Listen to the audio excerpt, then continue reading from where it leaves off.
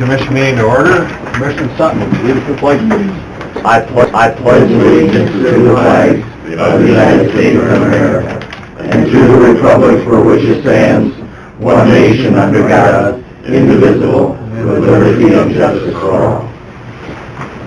Morning, everyone. Morning. First item on the agenda, we have Mr. Rogers with our, first thing I guess is we got the right-of-way for Webb Water and also discuss the 5-year plan. Yeah, that right-of-way's here, unless I handed it out to somebody. I don't have it. I don't have it. It's located 1 mile east of County Road 14 and 13, so the intersection by the water plant. Go 1 mile east on 13, and it's a bore underneath County Road 13 to just connect up the water on it. I'll move it. Second. Moved by Sutton, second by Kifley to approve the right-of-way for Webb Water. All in favor? Aye. Abstain. Opposed?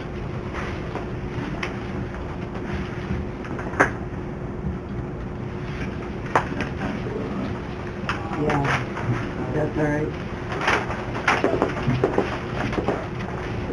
Okay. So now we got the interesting part, the 5-year plan. Yes.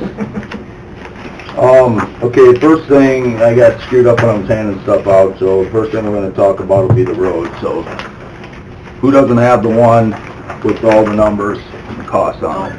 Without those lines? We don't have Yep, right. And I'll, this audience, I'll get you guys. This one, I don't have that That one. one? Yep, just hold on. Yep. I have it. I got this one. Yep. All right, I'll keep one for me so I remember what I'm talking about.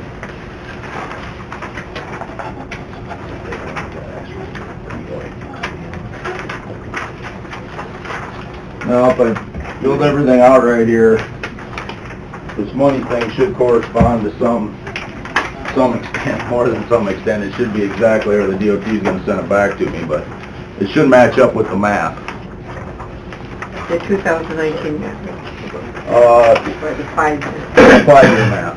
Okay. And again, I'll remind you, there's two things. We do this so that we stay out, well, the legislature set it up so that the public has an opportunity to comment. Unfortunately, it tends to be a process that we go through, and so we're here so we can keep our eligibility for the big grant process, keep us eligible so we can continue to apply for grants. And just to review, we've received 4 engineering grants and 2 replacement grants to date from this program. Hopefully next year, as you'll see in the thing today, that we'll get the one at the Hall pit on Road 11 there finally replaced, and that'll be our first one where we're actually replacing a bridge using the big money, so it'll be nice. Okay, so there's 2 things I'm talking about. The 2 maps I handed you, one is the 2019 through 2023 5-year plan, and then the other map is just specific to 2019. That map and stuff isn't really isn't required for this presentation, but I throw it in there because it has a little more detail about the upcoming year. And the difference in those 2 is on the 5-year map, each county defines what their idea of a project is. And I don't like that. I'm sorry if I'm standing in front of people there.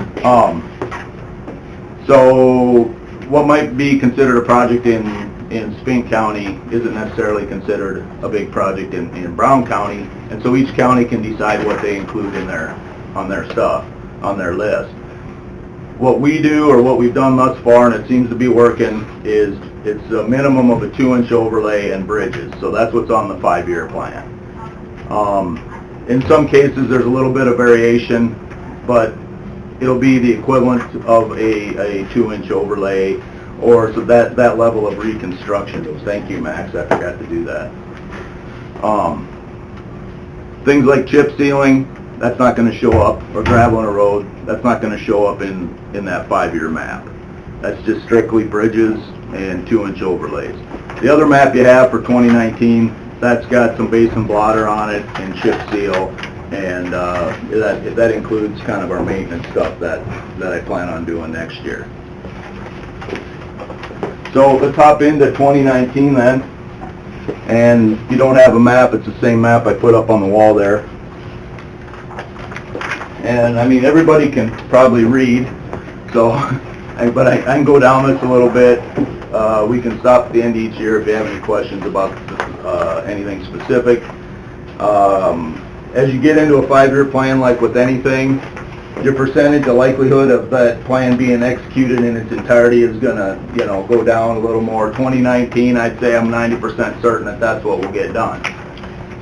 2020, maybe 75%, and as you get up to that 5th year, you're doing a lot of guessing as to what things are gonna cost and what the road conditions are gonna be. So, you know, I'll be the first to admit, as you get deeper into the plan, there might be a little more variation in it. But in 2019, you can see there's a couple things on there. We'll just start at the top there. Road 11, it's got 3 miles of overlay. That's going to be associated with the Hall Pit Bridge. If for some reason that bridge doesn't go, then we'll just push the asphalt back. But everything right now appears that the bridge will get replaced. And you can see I've got that down there. That's the bridge number 425 on that same list in 2019. So that kind of goes with the Road 11 overlay and then the bridge. They kind of go hand in hand there. That bridge is one that we're getting some big funding on. If you work your way across the columns, you'll see that there's $900,000 in there that'll come from the state on that. Then we're going to do another cold in place recycle job. Despite what the weather's done to our ability to complete the one down there on 23, there's been some stuff that's been positive with it, and the price being one of them. So I want to try some more of that. So as you can see, there's 2 locations on there. One of them would be the Richmond Road. When we did some subsurface investigation last year, found out there's a lot more asphalt on there than what we thought. So it'll give us an opportunity maybe to use some of what's in place and do the cold in place out there. There's some truck traffic on there, but it's not, you know, you don't get quite as much hardcore harvest traffic like we obviously do down here on 23. So the other part of that, we'll try to bundle it all as one job, but 2018 is these 4 miles out here then, along with this down here on 23, then going from Stratford over to Highway 37. That'll all be one job, so hopefully there'll be a little economy of scale there. In addition to that, we got Road 13, that's Prairie Wood. That thing's had a couple chip seals. We put that in 2000 or 2001, I think it was, when we regraded it and repaved it. So it's about time. That's one road that's actually wide enough we can overlay it without having too much trouble on the outside shoulder. So that should be pretty easy. I keep pointing at 2018. I must black out about 2018. But there's Prairie Wood there. We'll probably just pave that ourselves. And a little bit of finish up out here, this mile, out south of Richmond, southwest of Richmond. That was something that was going to go this year, but kind of like everything else that got held up out there, we just pushed it back. Pat'll be the first one to tell you the road's a piece of crap, so it's not going to get too much worse in another year, I don't think. Then we've got 5 bridges. I already talked about the Hall Pit Bridge, that's 425, and then 352 is the one. Where's that one? Is that on the... It's underneath there. That's up here. You're okay.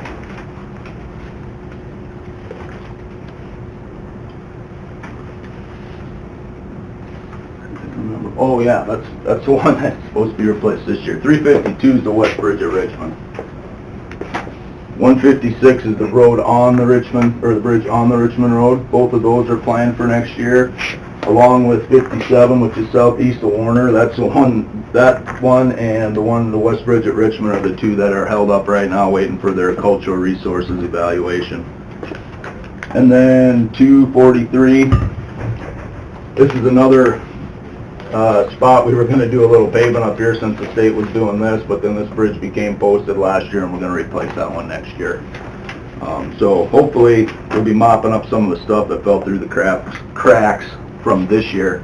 But we're going to do those 5 bridges and altogether, what is that, 16, 17, 20, about 23 miles of resurfacing and 5 bridges. So Was there a bridge going up by the Maple by Frederick too?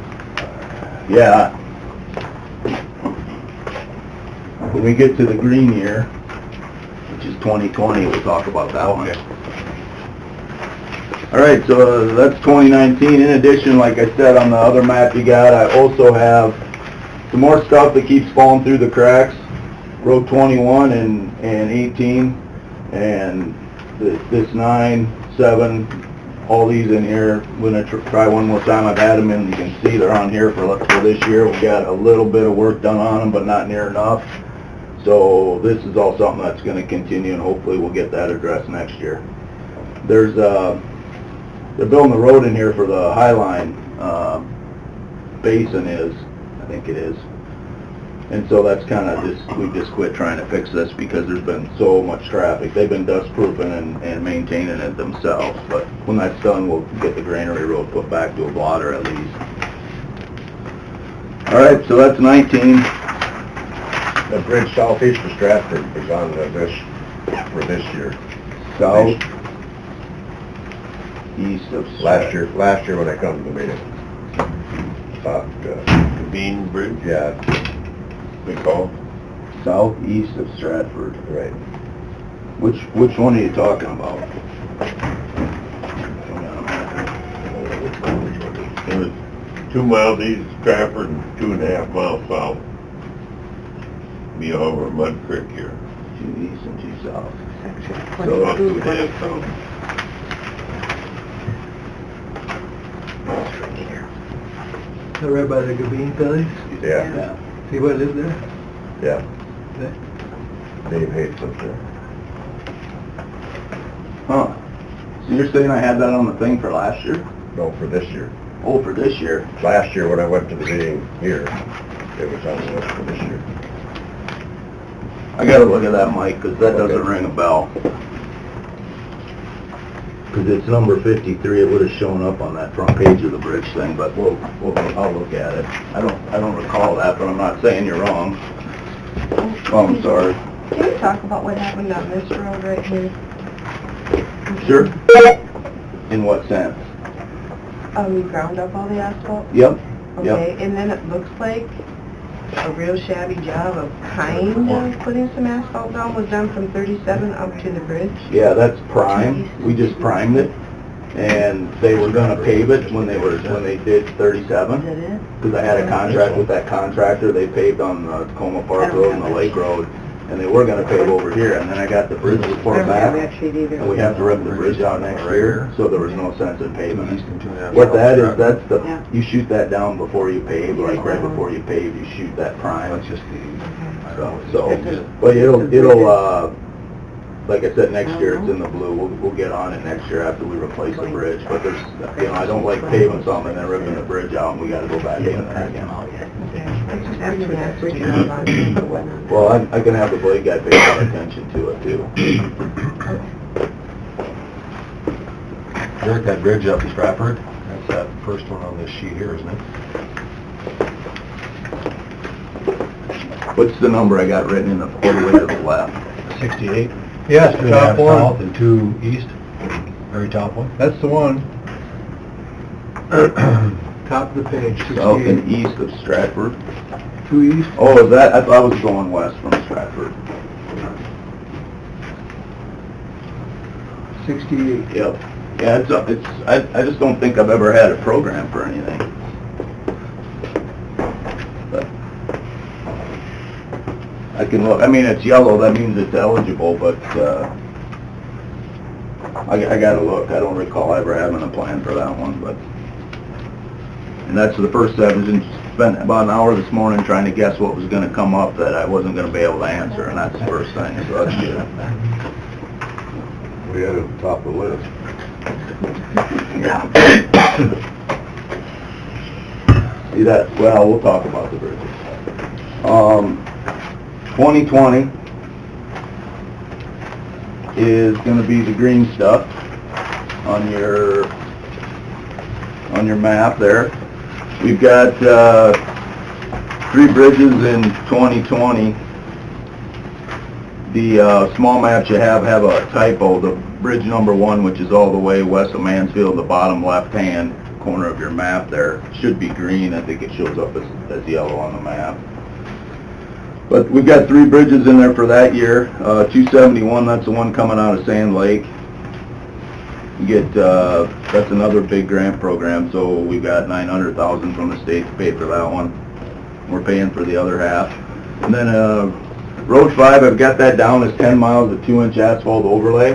Out there on, going west of Frederick. I don't anticipate that whole thing's gonna be overlaid, because some of it's, not in near as bad shape as other parts of it.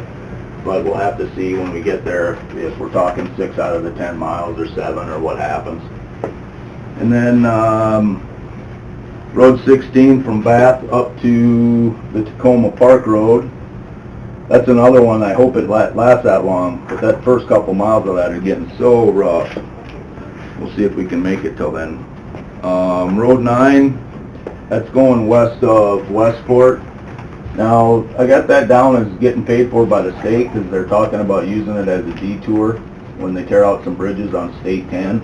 And that's what the schedule is as of right now. We'll have to see if it actually happens or not. Whether or not we would pay for an entire 2-inch overlay for the 10 miles ourselves, I'm not sure, but we will do that year. If that falls through, we will still do some maintenance to some extent on it. But what I got in the plan is that the state's going to use that as a detour.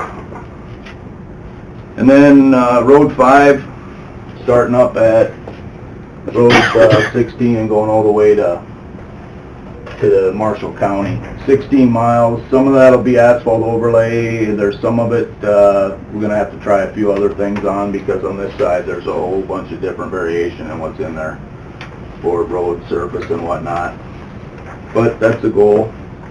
And 2 other bridges, that one's at 211, Doug, you're talking about north of Frederick. That's going to be through the big bridge program. I have it in there for 2020. Whether or not it gets run through the process that fast, I don't know. It might slide back to 2021. And then I've got Bridge 1 on here, which is that one I referred to, clear in the southwest corner there, west of Mansfield. That's just one that should be qualifying for the big bridge program. It's a little bit like the one right outside of Warner. We're sort of just waiting for them to go completely posted before we take them out.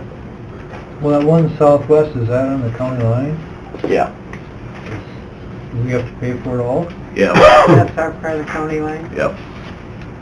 That varies a little bit. We have different relationship with Day County than we do with Spink County, than we do with Dickey County on those. But we have to be careful with Spink County, because if we make them pay for half of that, they're eventually going to make us pay for half of the Jim River Bridge, which will cost about 3 times what that one out there will, so. They're probably already thinking that. They are now. So that's 2020.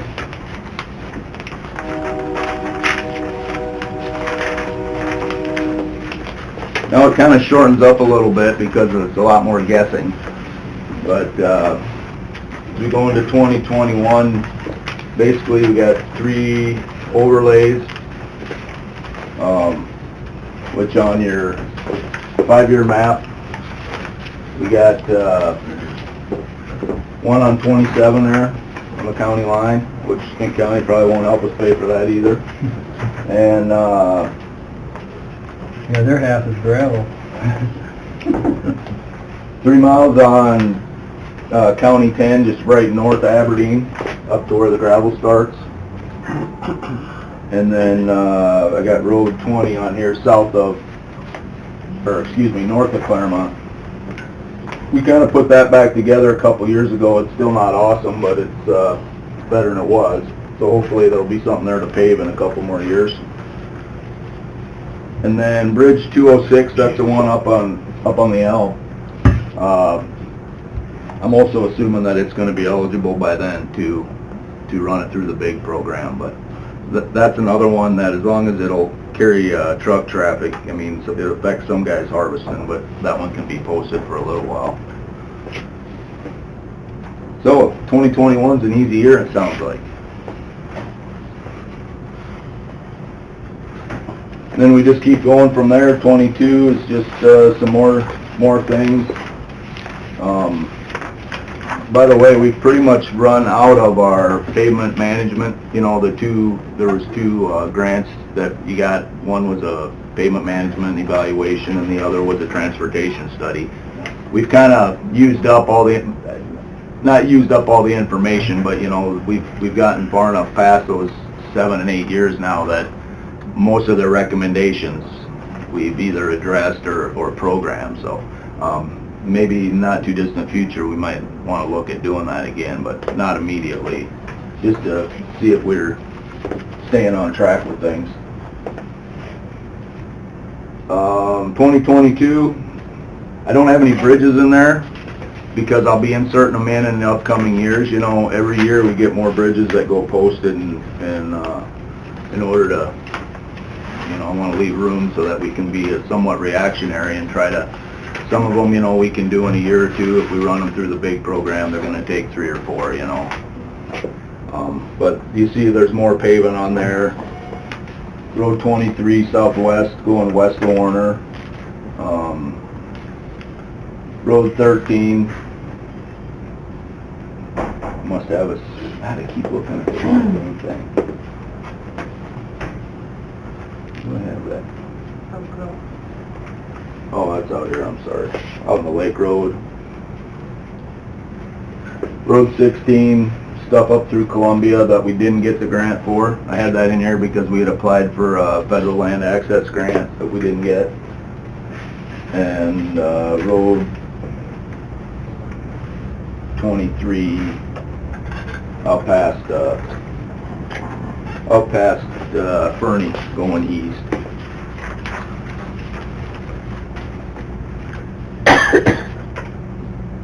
So not too much excitement in there.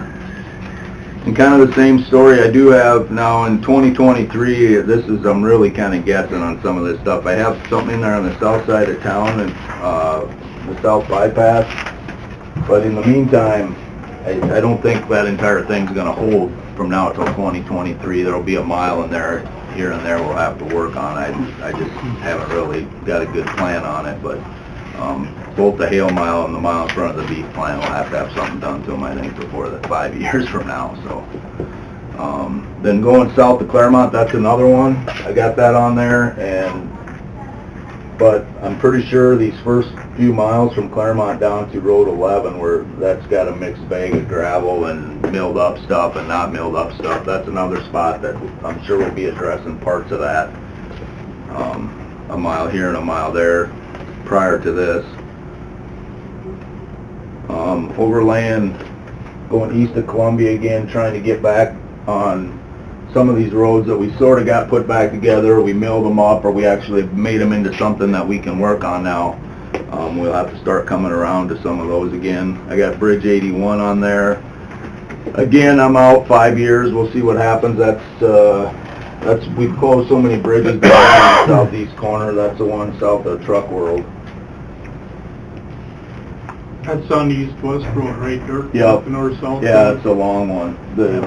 Because we got the east-west, the one on the north-south closed, well, both of them on the north-south. Yeah. The one north of there and the one Right. south of there are both Yeah, if we closed. close that one, we got no access for 7 miles around. Yep.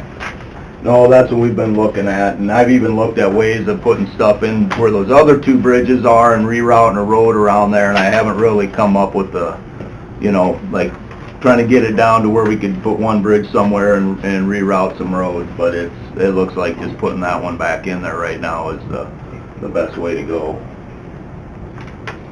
And that's another thing, I hope that thing will, I don't want to know what anybody's driving over it, but I mean, it's down there pretty good, and I'm talking 5 years from now before we would replace it, so we'll have to see.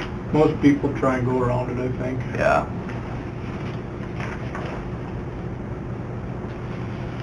Let's see. Okay, well, that's 2023, so I guess I got through that part of it. Any questions about that? You kind of went through it, I don't know if it's, I'm sorry, I don't mean to take pictures on it. Got a compliment on the job that Minnesota did on 23 from Warner to 16 there. It looks very good. Yeah, so far, we already got to haul some silage through there, so hopefully we'll see what it looks like in the spring. And Leans is supposed to have been down there about the last 3 weeks to pave it, but that's not looking good this week again, and I think we have a small window next week, but, all right, if you didn't get one of these bridge ones,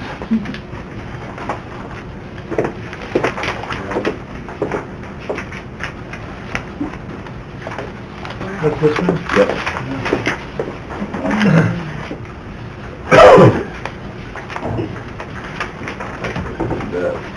Okay, so what this is what the DOT gives me after the bridges get inspected. I've condensed it and, are you sharing that? And taken out some stuff that's not gonna really matter to most of you. But it's based on sufficiency rating, that's how this thing's listed. Now, just because it's got a low sufficiency rating doesn't mean that it's the first one we're gonna replace. It's demonstrated by number 68 being at the top, but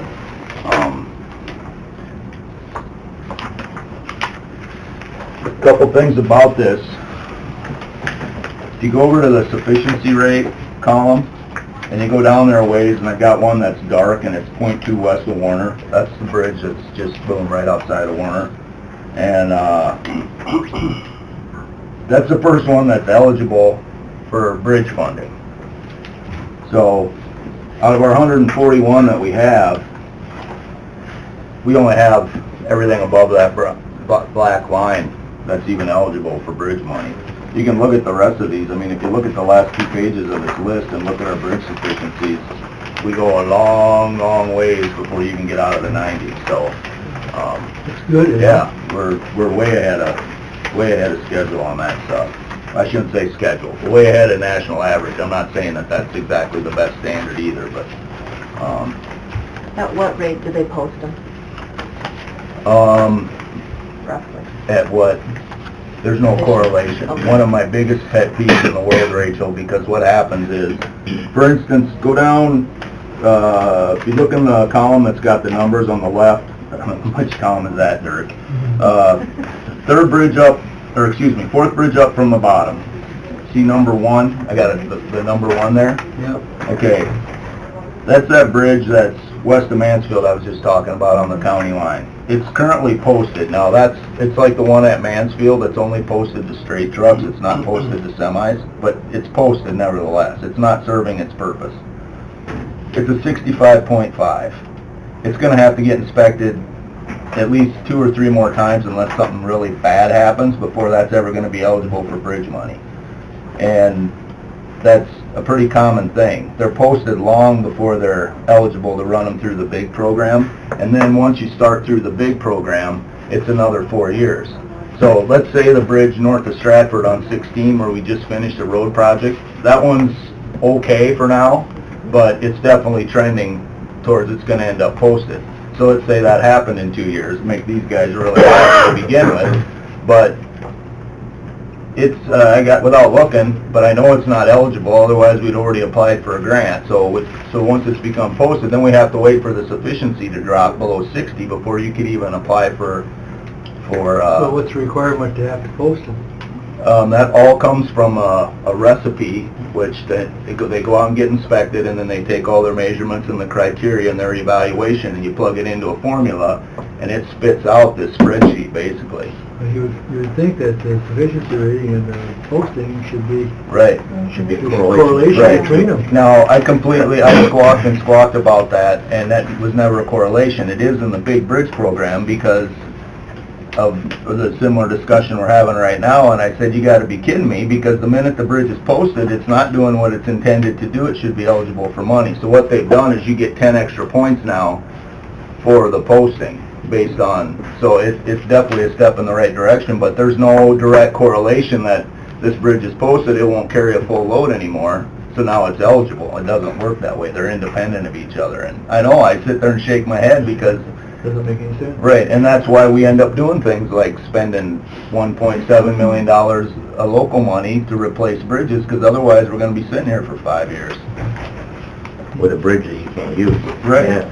exactly. Or they go around the block or drive on the township roads, which makes guys like Mr. the police who are on the township board's really happy. So, I mean, it's just it's a snowball deal. Anyway, so as you work your way down this list, some of these are in the plan, some of them, we have Holloway, and that's the difference, that's why we have Holloway do a lot of these, is so that we can do the ones that are in between, they're posted, but they're not gonna be eligible for bridge money. The second column, as you come down the left, if you can figure out what bridges those are just some different things that we'll be doing with them. If it's just a number with nothing else written by it, that means it's just gonna sit there for now. That 271 and 425, those are the Hall Pit Bridge and the one coming out of Sand Lake. You know, those are two that we're gonna do, and with the big money, Bridge 93, which I think's over by Groton somewhere, we'll put some pipe in there. 81's the one we're just talking about. The one they were talking about south of Stratford, it's got the lowest efficiency rating of any of our bridges. Yep. Don't walk across it. Drive fast. That, So our bridge out of Richmond that got delayed, that's not on here, or what?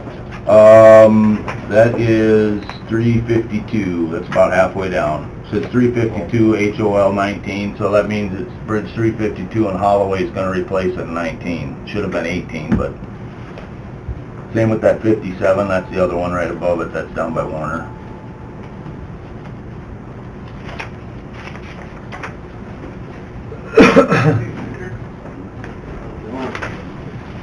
So, I don't know. Then there's 4 bridges that'll be replaced in 19? Five. There'll be, the one at Richmond, the West Bridge at Richmond, the one by Warner, southeast of Warner, east of the dairy that didn't get done. And then, Who's that one right east of Warner, or right outside of town, when's that gonna be replaced then? it'll be replaced. Every November I get the bridge inspections. So some November I'm gonna get a bridge inspection that says that one's gonna be posted to semis, and the following spring it'll get replaced. That's gonna create havoc around I know. bridges. But at this point, if we can react to it like that, you're gonna have the time that you're gonna have to close the bridge or replace it no matter what, at some point. Yeah, I know, just the So- timing of it is gonna make some difference. Well, we can work around that to some extent. But we're also out there trying to stripe the roads, and everybody's trying to... There is no great time to No, replace that bridge. no. There's 2 weeks at the end of July, I think, where we can build stuff and not be in the farmer's way, so... Well, maybe not. First 2 weeks in July. Okay. So, I can go into more detail on that bridge list if you want, but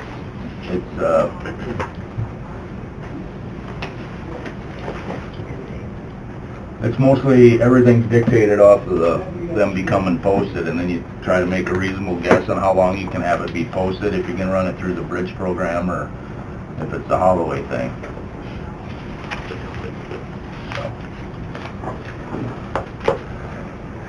Oh, when that bridge is out, can you make the speed limit 70 then going north on 10? Sure. That'll help. That'll help, yeah. Well, there's the bridges and the roads. I mean, if you guys got specific questions, or the group has any specific questions, I'd be happy to answer them.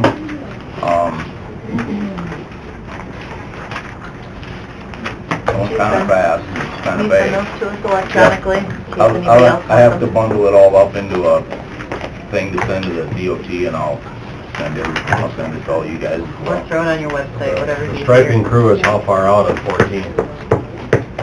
That's a good question, Doug. According to the email I got yesterday,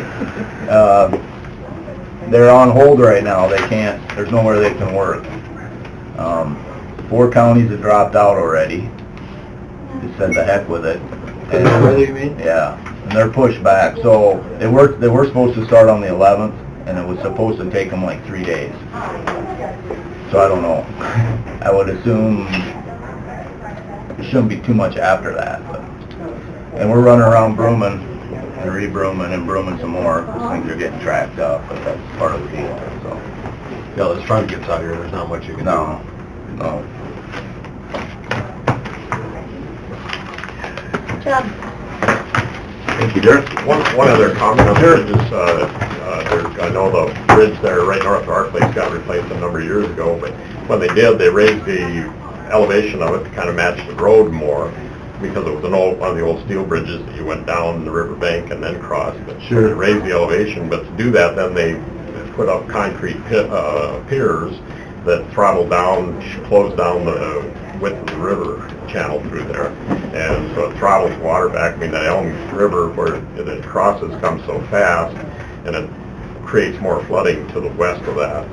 Of course, where water's coming from the west, it creates more flooding to the west of that. So, you know, I guess, I don't know, even if I'd looked at the design of it previous to being put in, I don't know that I would have recognized that was going to happen. But if there's some way that we can, the bridges, especially on the Elm, can get put in and try not to channel down the river flow, because, like I say, it's creating more flooding in our area there. Well, the ones that we do with our local money, Mike, we're real cognizant of that, and we try hard to balance the upstream and the downstream for that reason. Now, what happens with the DOT, and I got to be careful here, is, you know, they go through a process, and then it has, you know, they'll design it, and it meets 100-year elevation, you know, or flood design and all that. And in some cases, it shrinks. I mean, what you're saying, I can think about four or five places that's happened, because the criteria that they're building them to is a little bit different than, you know, that's the federal bridges, they'll pay for it to be designed to a 100-year event, and in some cases, the existing structure might have been a 134-year event or something that was a little bigger.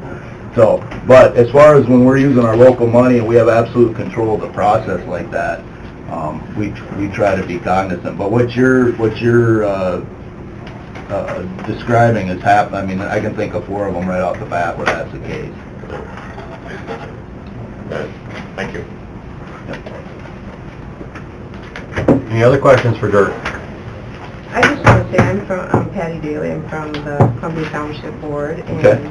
I just want to say that in the last few years, things have greatly improved in our area. I can't speak for all the other areas, but I thank you for your attention to the roads, because they have greatly improved. There's still a lot of Oh, yeah. things to be done. And, you know, I know in the last 10 years, Mother Nature has not been kind with road breakup and everything, but anyway, Well, thank you. I appreciate that, and we try to be cognizant of it. The 90s is what's destroyed our roads. Yeah. After that, it's been a long time getting them back. Can we still blame Janklow? And there are roads that are turned to gravel that I would still like to see returned back to asphalt Yep. in our area. Okay. All right, can I escape now? Don't think anybody else has any other questions for you? You're free to go. Thank you. Thank you, Dirk. Thank you guys for coming. Thanks, Derek. Next item on the agenda, we have Brittany O'Day, a victim specialist, giving us a commission update. Good morning. Good morning, Brittany.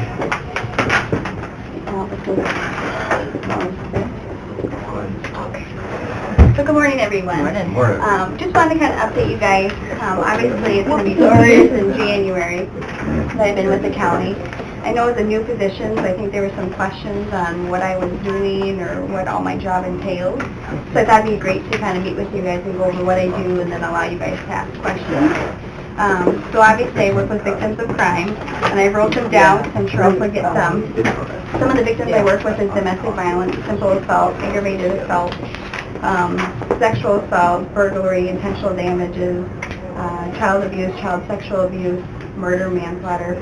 We provide services for them. There's a couple of different ways I can get involved in a case.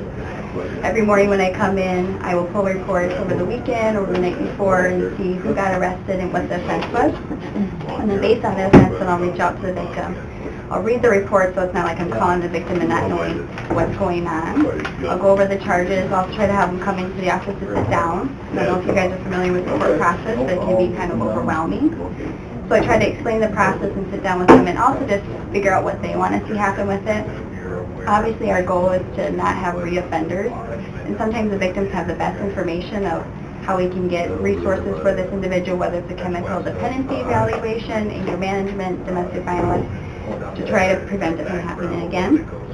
The other way is sometimes law enforcement, when they're investigating a case, they'll contact me and ask me if I can work with the victim while they're investigating.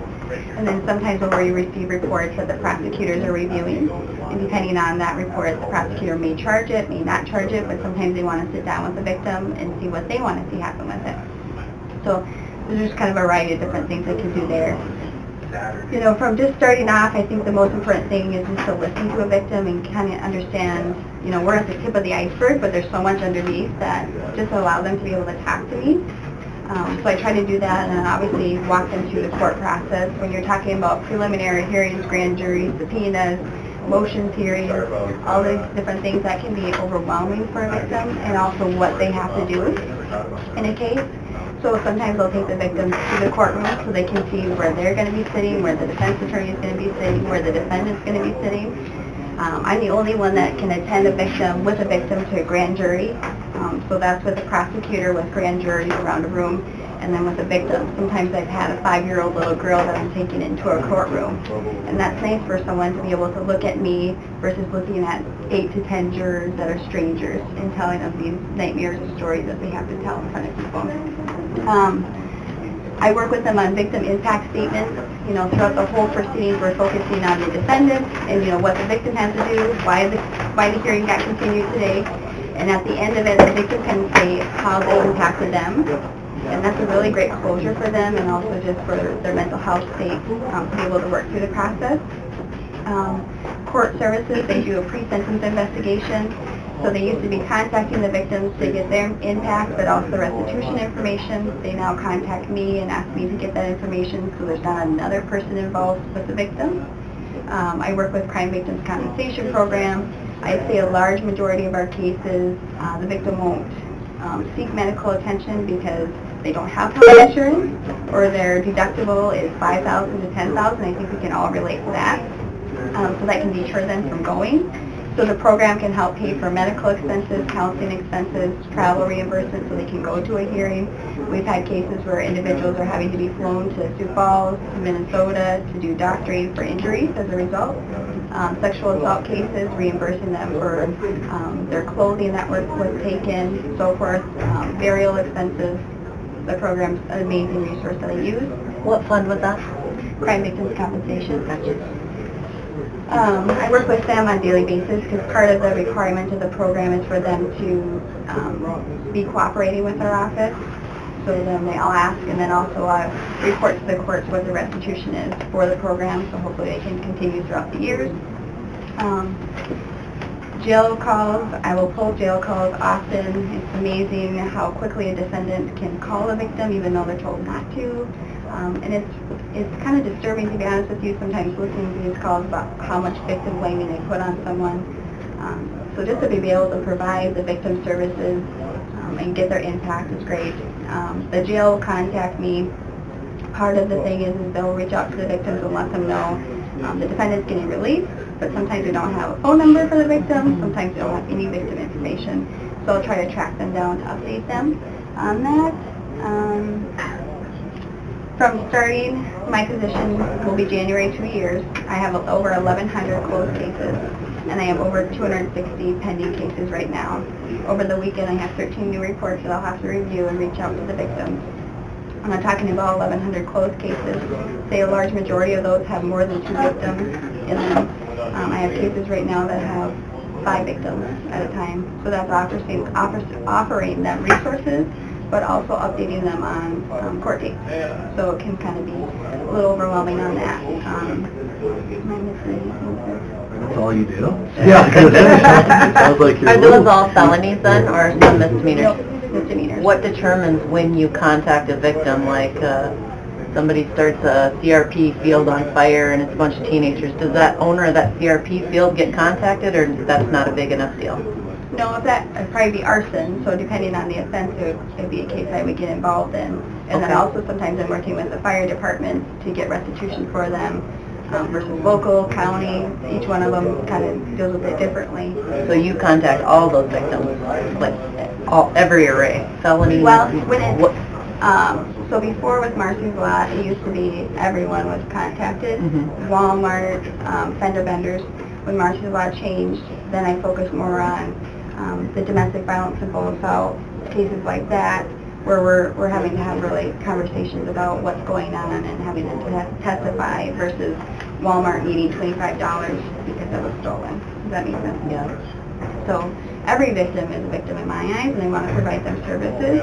But to be honest with you, when Marcy's Law first came out, there was no way I was able to keep up with that. And even 260 pending cases at a time, it can be difficult to keep up with that.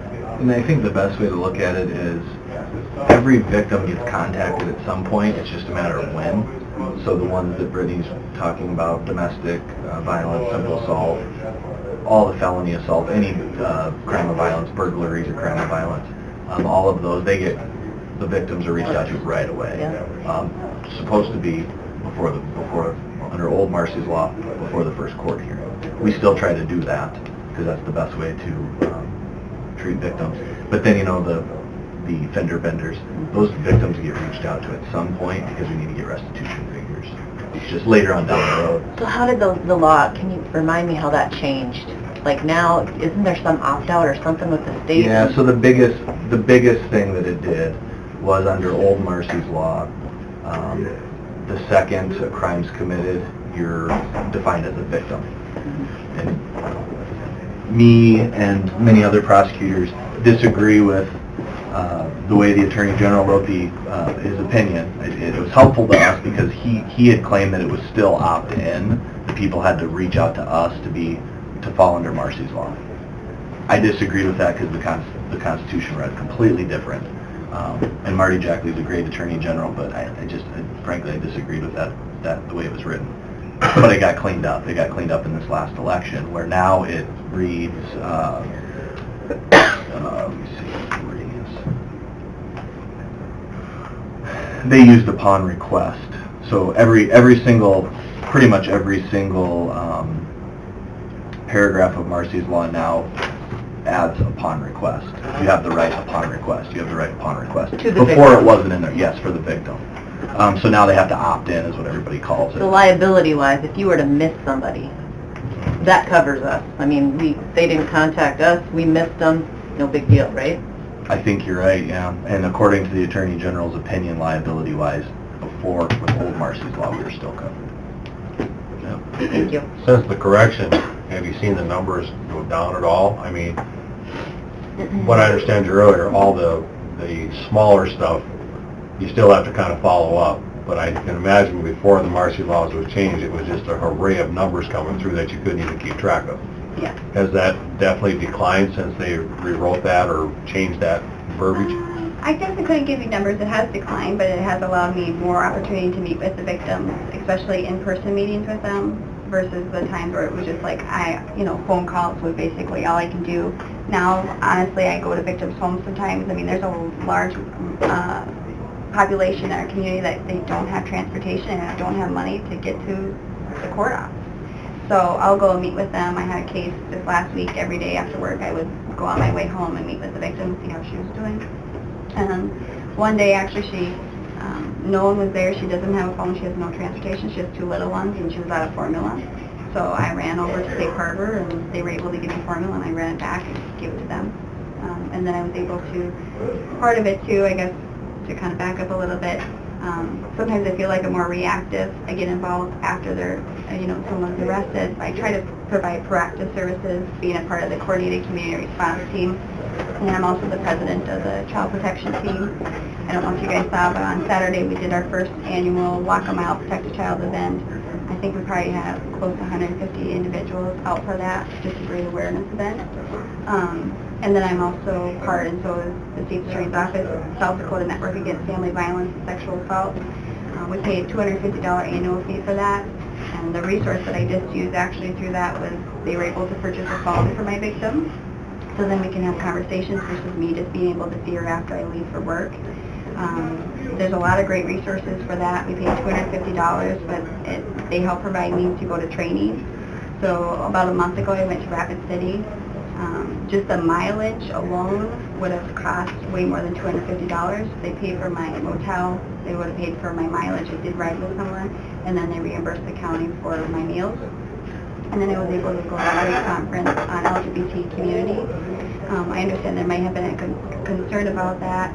If I needed to go, and I would say that absolutely I need to go to a training like that, because when we're talking about the LGBT community, those are sometimes the most vulnerable clients that I have.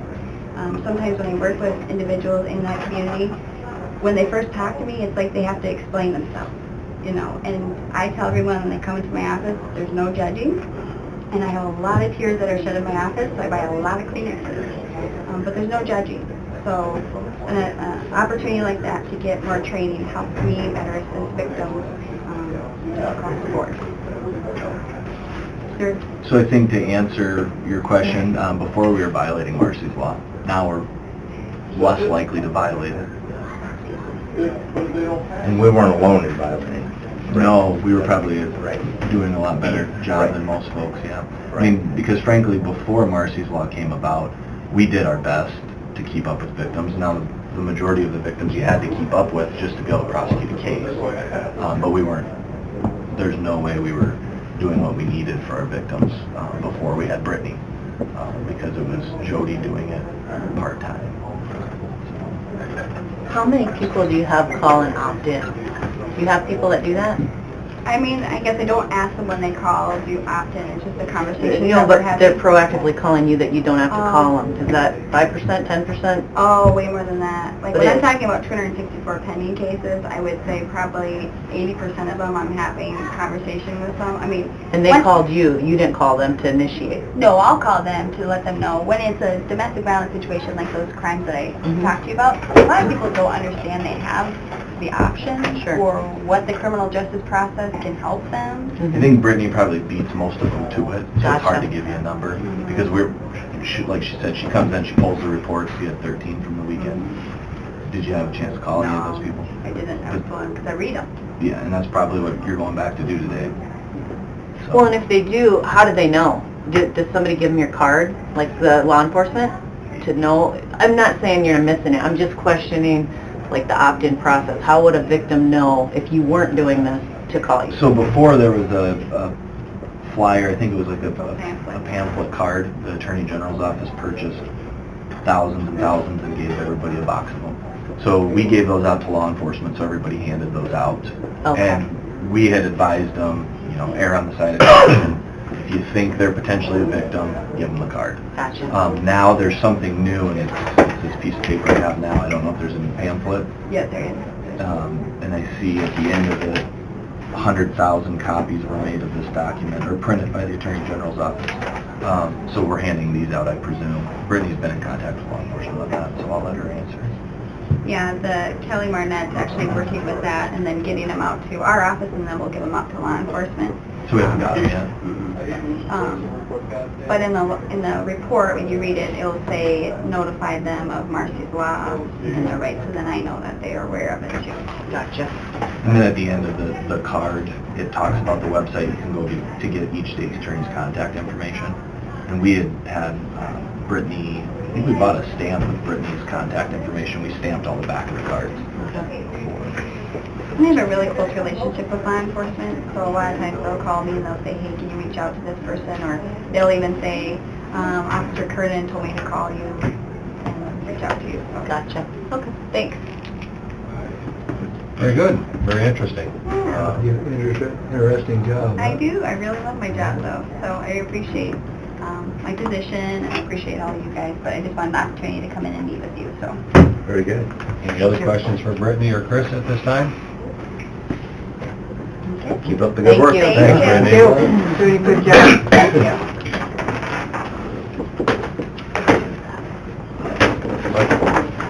You want to take a break? Yeah, can we? Yeah. Let's take a 3-minute break or a 5-minute break a minute. Yep.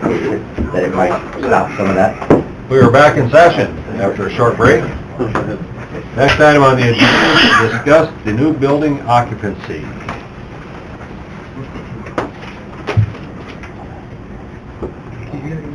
Oh, crazy. Yeah, she's good. Guess it's settled, huh? Yeah, I guess. That was easy. We're filling up. Go for it. I guess the maps that are in color is kind of the potential move. I guess in my own thinking, and this will probably be something, Gary, and you can kind of correct me with, I guess one of the things I looked at is the area downstairs where dispatch, emergency management's office, and Scott Madsen and Paul are, the square footage is roughly 3,000 square feet without the kitchen, which would be normally everybody else in the courthouse would be using that same spot. I guess my question would be is if we're taking 3,000 square feet here and we're occupying 7,100 square feet plus the upstairs over there, my concern is we're losing a lot of space and creating a larger area for you, and is there a way to make that a little bit less? I mean, is there a way to not use the whole building for just 3 departments is what I'm looking at. I guess I'm looking at that and I've got a concern there because, you know, we don't know when court services may say, well, we need this spot over here, and they make somebody else move. Well, if we give somebody the whole area over there, will we be looking at the future 4 or 5 years down the road and say we're out of space again? That's my concern, and I'll just throw that out there, and we'll use it for discussion. And not everybody's probably in agreement with me, but I want to throw that out there. But what did you guys want it for? What's the purpose? Well, I guess I don't really, you know, you bought it, but what did you want? Well, you know, and I guess my thought is there a way to design that building, and I realize you probably have to put some secure doors. Can we move 911 and the IT and emergency management over there, but yet leave a space, and I realize you got to be secured. Is there room for welfare to move over there in the front part where it's not going to interrupt? You know, there's just different thoughts going through my mind. I'm not so sure that the plan I see is the most efficient, is what I'm saying. The issue is the bathrooms. Yeah, but can you lock one side and If you lock from the front to the back, then the people in the front can't get to the bathrooms. That's the downfall of that building, is if there's one set of bathrooms in the back. So is there a way to lock that side down and give you the whole south side to 911, that one that has to be secured, and open that side up down the other side for bathrooms, or? I think one of the other things is we're adding stuff over there. We're adding stuff in Kent's area so he can expand. We're putting up a permanent EOC, which, again, we're using the community center now, you know. We're over there, we would have an EOC set up. We'd have offices for FEMA, things like that. I think that's where a lot of the extra space is coming from. You know, I look at what we've got colored, and we're really not taking up any more than what I already have. If you take out of the blue building. With the exception of the EOC. Again, that would be an area that, you know, currently have the community room, but it's not a permanent one. It's not set up so that we can go turn on the lights and we can be operational in 5 minutes instead of 5 hours. And again, I don't want to speak on Kent's behalf, but again, he's adding space to be able to look at a regional communication center, things like that. That's where things are going. I mean, and it'll have to eventually for the communication center to go regional. I did have a meeting with the police chief, fire chief last week, and we visited in depth about it, and told them the pros and the cons behind it. They brought up their space they have there, and you know, just even the cost effectiveness of it. If we were to go over there, I mean, just for me to put 6 councils in there right now would be $120,000. Over where? It's the public safety building, okay? That's $120,000 right off the top. And that's not considering moving all the other equipment over, doing the walls, all the rest of it. I mean, it'd be a $200,000 to $300,000 move just to be able to get into that building. Because these can be moved there, but they can't be moved. Well, they can too, don't get me wrong. They can be moved over there, but you still have all the framework you have to build in and everything else that has to go with it. It's basically a shell. It's a shell right now. And essentially, that center portion of this building was a call center already. That's what it was. And that's when we started looking at it, and it's like, man, it's just tailor fit for being able to do it, and also for the expandability portion of it. I don't ever foresee having to leave that building ever, just for the overall space that's there. And then the other piece of it, you know, I've been doing some research on like some of the legislation on PSAPs, and I have a copy, and if you guys want to see it, that's it. And if on line one of the biggest things they say is the security issues with it, where dispatchers are not supposed to have any interaction with the public while they're on duty. Well, there's no way around it where we're at. I mean, they can't. You know, like on Friday, for example, we had, and I don't really know what's going on, but it's a daily routine where there's always somebody either looking through the windows or out in front of the doors having their side conversations or whatever, and that door's opening and closing with dispatchers going up, you know, for a break, or, you know, they'll go out and do a little walk once in a while or whatever just to get some air or to be outside to see a little bit, you know. But there's no way to section that off. I mean, there always is public there, and you know, you get people coming down lost, not sure where they're supposed to be going in this building as well. I've had to redirect several people at times. So there's a lot of things that kind of play into it, but I'm not saying, you know, some of that can't be sectioned off either, but the other piece of it is just that, you know, from Scott's side of it, having that EOC set up permanently like that, that's a huge advantage, you know, as far as if there is, you know, tornado, flooding, whatever, it's there ready to go. You know, there's no setup time for it. He essentially flips the switch and it's running. And the pro of that is they're literally a wall away from the dispatch center. You know, as our departments work so close together anyway, it's all housed in a central location. And the security piece of it is intact. It would be in place. And then the other piece of it, you know, just a little better setup for the employees that I have. I mean, you know, their job is a stressful one, and you know, I've sat down there with some really rough calls and don't really have anywhere to go, but literally sit down there and try and defuse themselves, you know, and that other piece of that puzzle there where the people, you know, they'd have a place to just get out of the center. They're still secure, but they have a little opportunity to just let go a little bit before they have to go back into their duties. So from that standpoint, I mean, there's a lot of pros with it, and just like I said, the overall expandability of it is just outstanding, and then the piece having the IT folks there on hand is another big win for us. And I visited with Maria from the state about that pretty in depth, and she you know, she kind of echoed my thoughts with that, where she said having the IT folks on hand is a huge plus. You know, some centers don't have that. If they go down, well, they're waiting. You know, essentially they have the IT people come in. Well, then if you're waiting, obviously you're not supporting the you know, the people that need it, or the agencies and everything too. So. Is the 7,100 square feet, is that both levels, or is that, does anybody know what the square footage? Is there a 3,000 square footage up above? Oh, I don't know if they don't have it broke down. Is 71 just bottom floor though, roughly? 7,000? That would make sense. I think that's what they had for just the first floor. Probably 7,100 and then 3,000. So give 3,000 for the top? Yep. And I think the key there, Doug, is, you know, you've seen the options I threw out for the basement. It wasn't like, though, that we didn't have room for everybody you needed room for with some extra space available. It just depends on which option which direction you would want to go.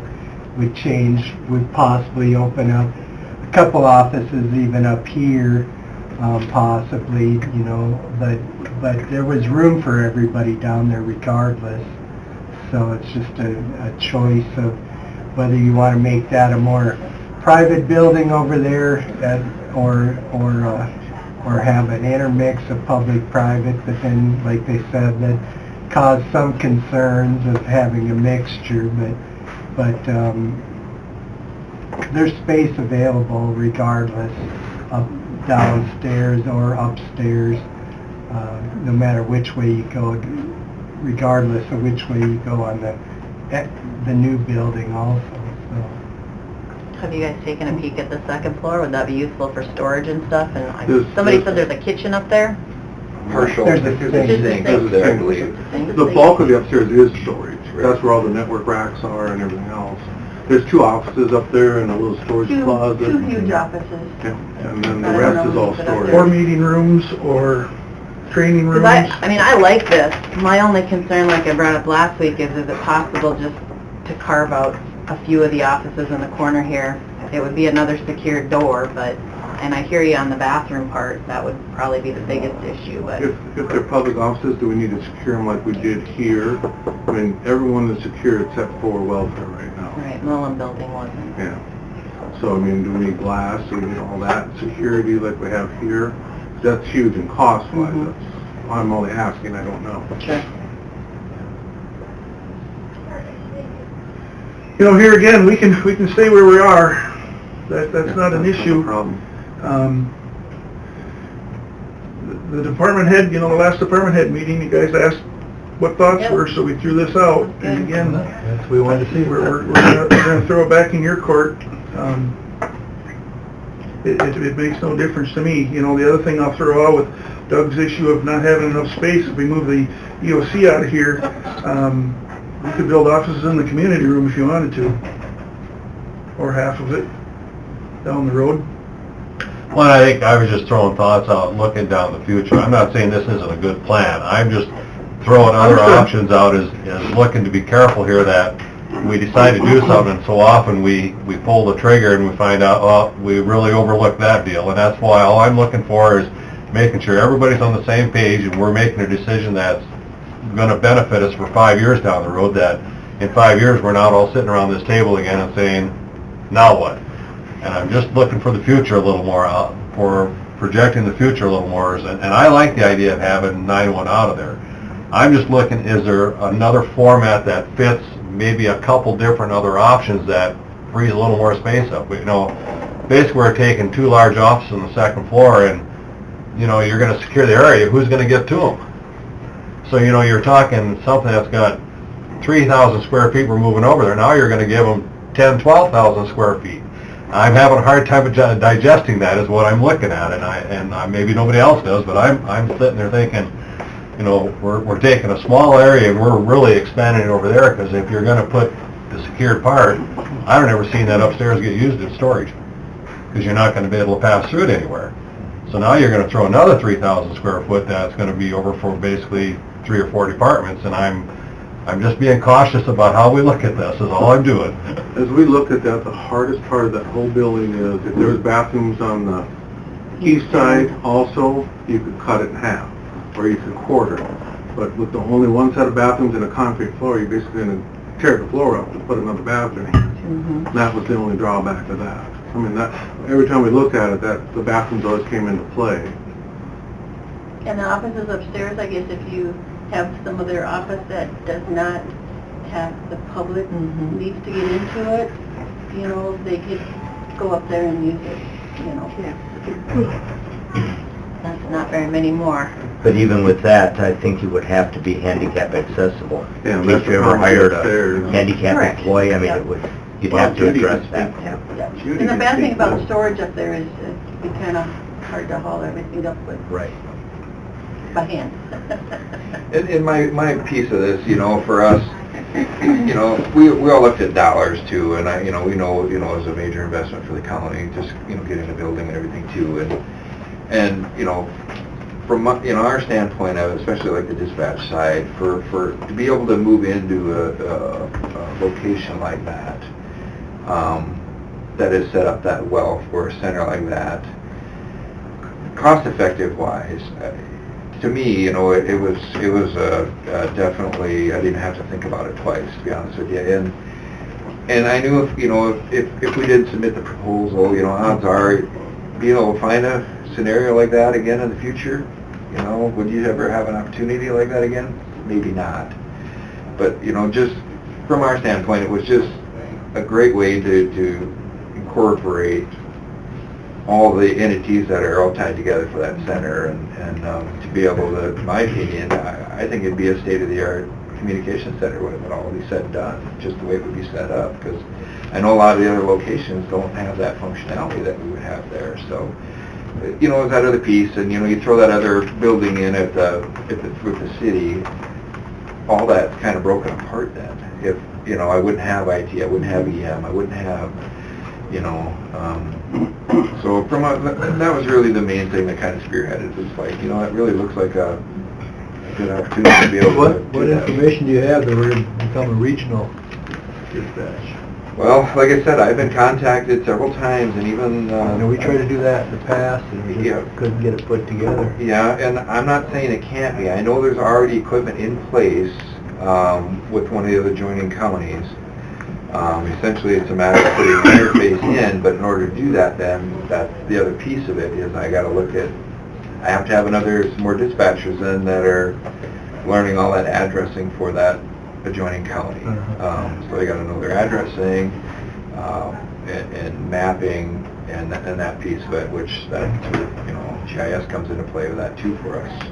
And there's been a whole lot of changes, Tom, technology-wise, to allow us to do that. I mean, they're going to have to pay their way, or we're not going to get into And that. I actually had some contracts sent to me. I visited with Watertown and talked to Scott McMahon in Watertown, and they're a regional center because they support, I believe, Clark, Day, Coddington, and Roberts.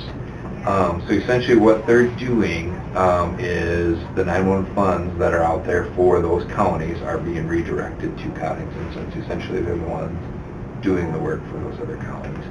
And it looks like it's 911 calls only. Now, one of the other adjoining counties, they were almost looking at, you know, just visiting with their emergency manager. You know, there was a possibility where they were looking for more than that. Well, if they're looking for more than that, that means we're dispatching their deputies and everything else on their, you know, routine calls as well, except, you know, over and above. Well, that's a whole different animal. But if we're going to mirror maybe what's been done with Watertown, that's essentially their 911 funds would transfer to us, and we handle their 911 calls only. And Comtech comes in and reroutes their 911 lines to us. But then we have the mapping piece to play in. But it's definitely feasible. We can do it. It's just I have to have more bodies.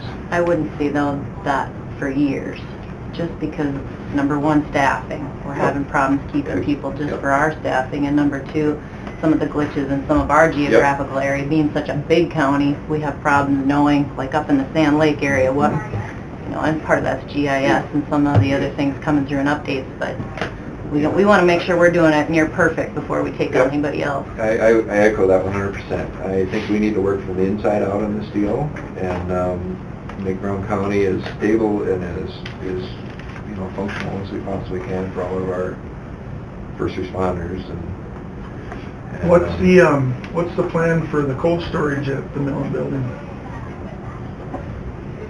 Moving it into blue building, or else we'll have to make some room in behind there in the, what do you call it? Where weed and pest and the, Where we have storage, Salvation Army truck there, right? That's the other side of it. We have square footage over at the Millen building for the training center right now, which is going to go Well, I like this. I think we should proceed with it. Only explore options to maybe carve out that corner for now. Not saying I mean, just look at the cost. It'd be 2 secure doors versus the front door. Because I think you do need more space and room to grow. And going from the 3,000 square feet to the 71, I mean, I don't think we need to go the whole 71. Just to look at maybe, I don't know, I was just looking at like the first 2 offices down the hallway. And I know the bathroom's going to be an issue, but I don't foresee putting anyone in there right now. And then maybe just these first 4. I don't know, what are you guys thinking to carve out? Now that'll be where the dispatchers will be coming in as well, right? Sure. So that's But it'd be stopped, right? And you'll see in dispatch have to get to that kitchen, which is on the east side. Yeah. And then we have a sink upstairs, so we could do a makeshift something up there as well. One thing about the upstairs, just to know, and Judy could speak to this better than me, is when we had that walkthrough a month and a half ago, it was significantly warmer than the downstairs. So to make those really usable, you may need to look at heating and cooling on its own zone up there, if that's possible. That's the only thing that would really inhibit those current offices. Otherwise, they're good offices.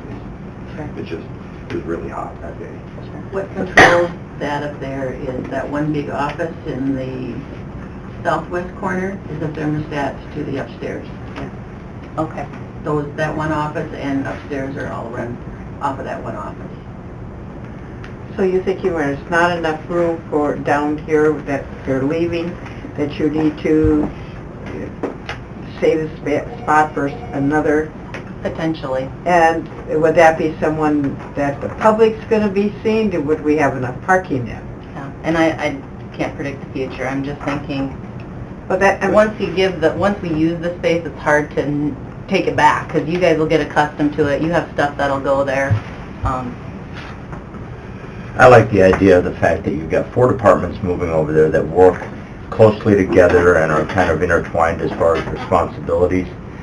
And to keep the whole building secure, none of these departments really have a lot of interaction with the public.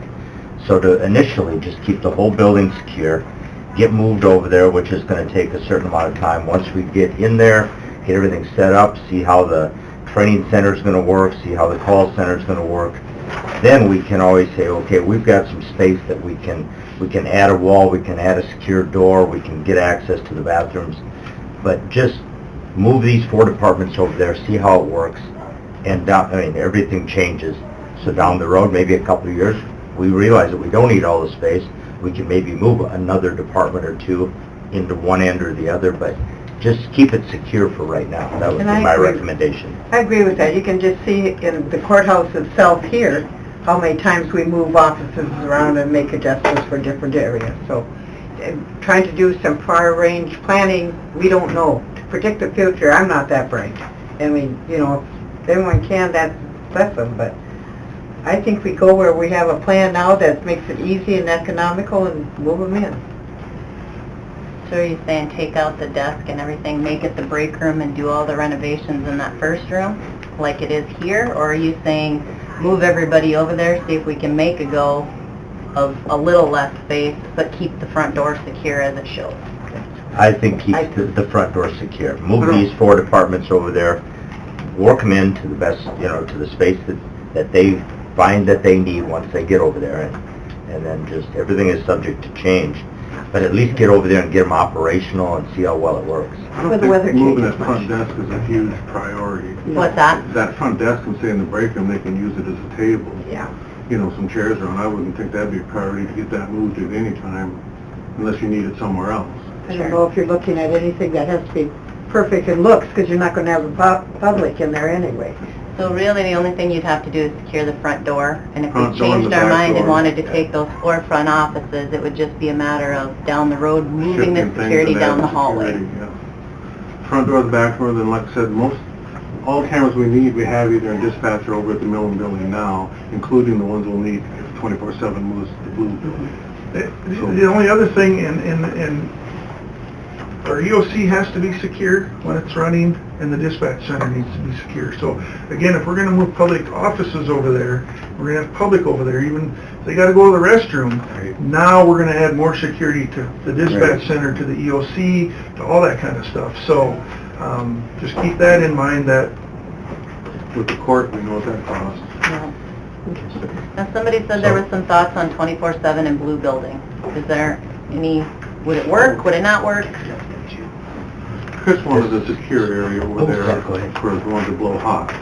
Yeah, what I had suggested last week was, I just said to the sheriff, talk to me before anything gets moved, to have a couple ideas. So he did talk to me. What I had said was, when people show up to 24/7, typically they know when they're going to blow positive with alcohol, or when they're going to be negative and be sent on their way. Well, they typically have a game plan to run. And we see it about, just throwing a number out there, 25% of the people that blow hot typically try to... Well, if you know they're gonna blow out, what do you even go over there for? Because they've got by it, because you can drink and still be on 24/7 as long as you figure out the system. And that's just the truth. I think that's fine hearing it. They all know more about it than I do. But you just can't drink too much. Well, they drank too much that night and come in sure and if they're gonna blow blow hot. too hot or not. Some of the examples I've seen, and I told Mark this, is, what happens is somebody blows positive, and then the 24/7 female, male, whoever the staff is, asks them to have a seat, the jail is going to be coming over to pick you up, because you've now violated the court's bond. That's when they take off. It's typically, I need to go out and let my ride know I'm going to be going, or I got to go move my bike, or whatever it may be. If they have a work, if they have an ankle monitor on, or they have a work permit, they can drive there to 24/7, and I got to go park my car, and then they take off. And we've seen it a lot of different times where they run, and then that turns it into an escape charge, because now they're in custody. The most recent one that stands out to me is that a jail deputy comes over, the person jumps in their vehicle, takes off, and then they end up dragging the jail deputy out their window, because he's trying to get the car shut off. So it causes a problem if they're not in some secure area where they just take a seat, now I'm going to call the jail, you can't get out of this little secure area anyways, and then the person that works at 24/7 is in a different spot that they're safe, behind a window or whatever it may be. And then now you call the people that are trained to deal with somebody that's unruly, the jail, they come over and they get to transport the person. And if it was over here, it'd be really easy transport. But it's always an idea I've had, because we deal with, I think, a bigger safety issue once the person's out on the run, and now they have a warrant for an escape out for them. To find that person's pretty dangerous, because it turns into another escape where they run or could potentially hurt law enforcement. So if we have them in a little area, and we just had a door that locked, it would be wonderful. And I don't think it would cost much. So that's why I had bounced that idea off of them. I've always thought of that. You like that, Sheriff? Oh, yeah, definitely. You know, got hurt, almost got hurt with that too. What's that? Arm was in there trying to put off the truck when the guy took off. Thankfully, he got out of the way. But, he didn't pass, sit down, you know, and okay. Okay, I gotta move my bicycle. And away he went.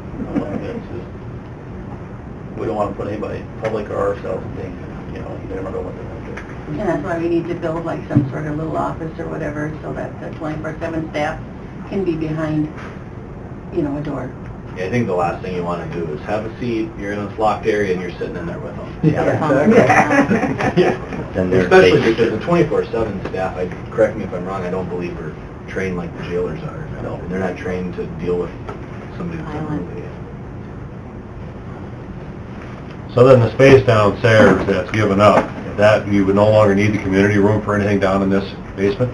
We would like to keep it as a secondary EOC, if we had to bug out for whatever reason. You know, Kent, right now, we wanted to keep our radio room, our little, under the steps at the south end, where we could set up a temporary dispatch center if we needed to.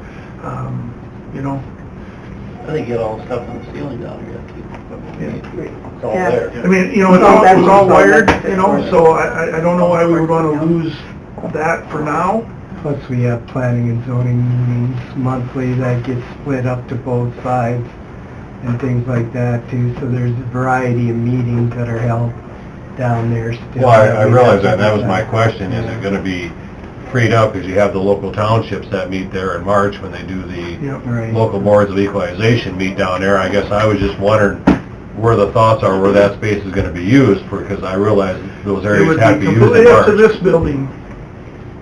Except, like I said, if we needed it in an emergency, you know, obviously things would have to be worked out, but yeah, we would vamoose pretty much. Now, can't you talk about portable consoles where you'll be able to kind of connect without being right at you? What is the mechanics of that as far as if you're on those systems? I mean, what's your range if you have to take a portable that you're going to be on? How is that going to work? Essentially, Paul and I have discussed that, and essentially if we have access to the county network, we'll take a laptop if need be, plug in, and we essentially have all the functionality there we could. Would we be a little slower? Obviously, because we're on an emergency planning stage of that, but we could still function as a unit, regardless where the county access essentially would be. It'd give us a lot, you know, with especially changing to what he's doing with the BDI piece of it, it's going to change a lot of functionality for us as well. A couple of years ago, when we did that thing with the radios, they're all on the network now. So we have fiber to all the county facilities, plus Fire Station 1 and 2.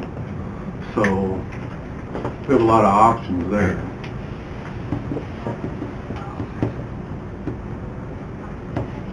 Looks like you got a plan.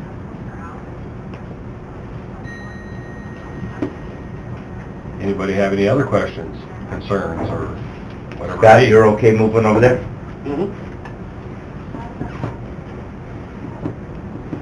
Did you need, one office for your big printer and one for you, or is there 3 offices? Initially, if there's not enough space in one big office, for me, then we can just put the plotter, laminator, all that in a small one, which I think they showed on the map. Eventually, I would have the same amount of square footage as what I've got in my office now, but initially it might be split between a bigger office and a smaller one. And we wouldn't be talking about moving walls? Wouldn't need to right away, at least, you know. The drawing's a little deceptive there, with the way you see it on the, where the GIS is highlighted in blue. If you look on the one office that shows like that divider in there, that's actually not there. That's one big office, essentially the same as what's in the corner for EM. Those 2 offices more or less mirror each other. If you count that southwest side there, there's only like 10 offices, and I don't know what it shows on. It's an old floor plan. Yeah, I don't know what it shows on that plan. But I've seen the space they've shown for me on the plan, and it works fine for me.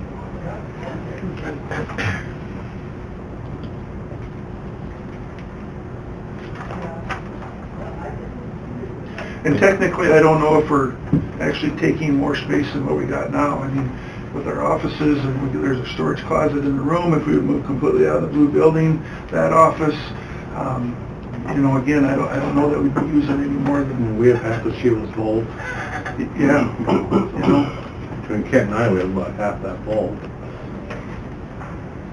So when you sit down and think about that, Doug, I don't know that we're actually taking... Well, and I guess that's part of it, is you'll no longer be using that part, and that's not part of the equation that I see on this. That's Right. why I bring that up, so I can Absolutely. understand. And I'm just sitting here thinking, okay, but we're moving out, like I said, we're moving out of the storage closet that Max has wanted for years, to put voting, you know, a little easier voting stuff, and, like I said, a few other Well, and I didn't areas take that we would be consideration the moving out training of. room over at the Miller Building, Yeah. which this doesn't show that, so I'm just, Right. I'm bringing ideas out, Yeah. I'm just covering the bases, all I'm No, doing. no, understood. Ultimately, it's your guys' decision.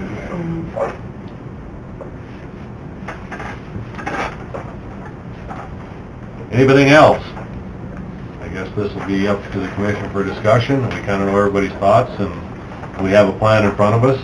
I guess it'll just be up to this commission when we decide to say, okay, this is what we're gonna do. And I guess that's the way I guess we can leave it, unless you wanna decide now, or do you wanna discuss it amongst us first, or you just wanna, I'm open to ideas. Well, as I stated earlier, I like the idea of these 4 departments. You know, this plan isn't set in stone, because once you get in there, you might realize that you have to move things around a little bit. I like the fact that you're moving these 4 departments that work well together into a secure building. And if you're looking for a motion, I would make a motion that we proceed with this plan that's been presented before us, with these 4 departments moving into that building. And I'd second it. Okay, we have a motion to accept the plan as you see in the color format. We have a second by Hanson. All in favor? I guess I would, Oh. for discussion purposes, I agree with it. I just wonder if when you guys move in there, can you consider if there's room on the 2nd floor for storage versus using some of this and keeping some of that, it would be the northeast corner open. Just see what you can do. I'm not gonna ask for anything, but with the intent that down the road, we may want some of that office space back. So just explore it, see what you can do. Let me ask this, are you gonna take the complete, if we move 24/7 to the blue building and do some remodeling over there, would you take that whole front office area? Because I still need somewhere to do some training for CERT and, like I said, the sheriff's office and stuff like that. And where was was it the orange in the middle? Was that where you were gonna do it Well, here? no, we would use Paul's IT training center Up here, the green? for that, for some of the classroom stuff, you know, because he would have the computers and stuff set up, and then we were gonna use the upstairs if we needed to do some hands-on. Like I said, I know the sheriff's office does TASER training and, you know, and that kind of stuff, where we would have secure people over there. But again, they're currently doing that at the blue building training room now. If we would use that complete room for 24/7 or something else, we still need someplace to do those types of functions. Well, and I don't foresee touching any of this. my thought was these first 4 would be the most user-friendly for if we needed somebody else that divide off. These big areas, I know we need a work area and somewhere for workshops for IT, so those would still be available. So you're talking this piece here, the purple, and then these two? These first 4, and if we need them now, that's fine, just with the understanding that down the road, I think that would be the easiest way to block off and still have your secure building. So you're No, talking- there's no bathrooms, but that's the sole issue that I You're see. talking this whole piece of yellow then, up here? 2 yellows, just 2 yellows, the 2 small ones. Oh, gotcha, okay. You'd still have the bigger, the second, it'd be the 3rd and 4th down the hallway.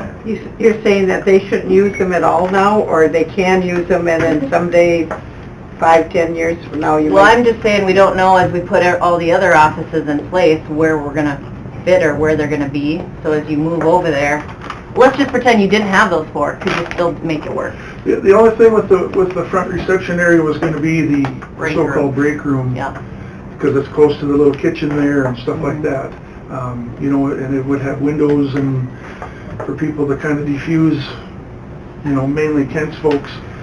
That would be the only drawback. We'd have to move into some other, you know. Well, and I'm not saying it's off limits, because right now we're not gonna have anything there. I'm just saying for future use, if we need to grow.